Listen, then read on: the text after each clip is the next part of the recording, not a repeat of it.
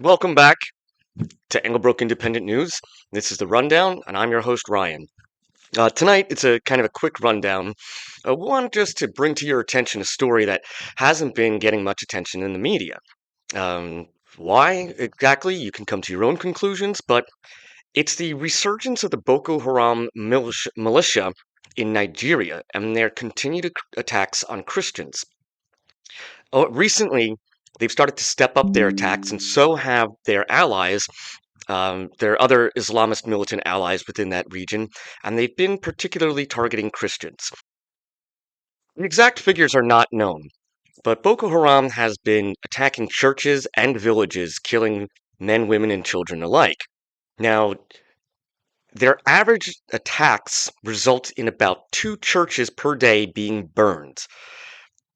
That's pretty crazy when you think about it. Think about all the churches that you know in your neighborhood, or mosques, or temples, or synagogues, whatever you want to call them.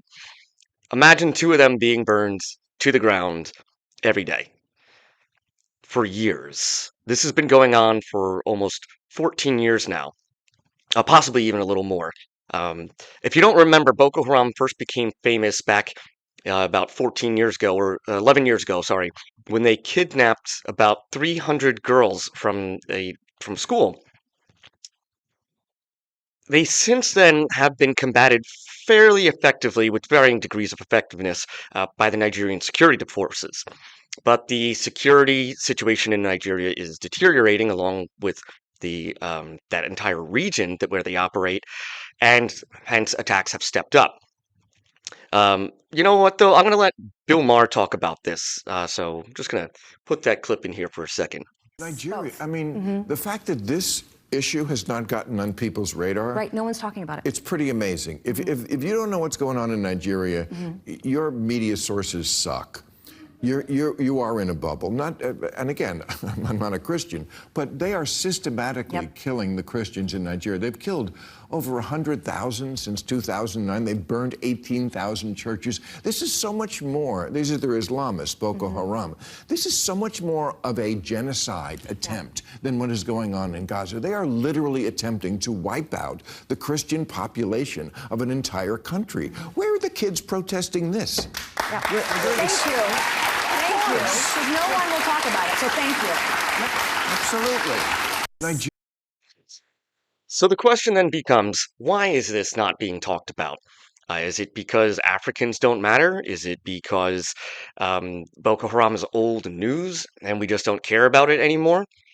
And specifically, on the topic of genocide, that word's been used a lot lately. And I have to agree with Bill on this one, that it does seem that if there is a clear-cut case for genocide right now, this is it. And that's not to say that there aren't others happening. I want to make that very clear. But are we picking which genocides to care about?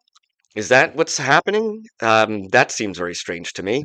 Seems like if you're against genocide in one case, you should be against it in all of them. So I don't. I disagree with him on one point. I don't think that if you haven't heard of this, it's just because you are in a bubble. I think if you haven't heard of this, it's because people just don't want to talk about it. And that's the question you should be asking yourself. Why don't people want to talk about this? Why hasn't this been part of our conversation? Um, and I don't think there's a good answer for that, to be honest. So, as this develops, as we hear more, hopefully this brings a little bit more attention to this situation, and there can be, I don't know, more resources devoted to it.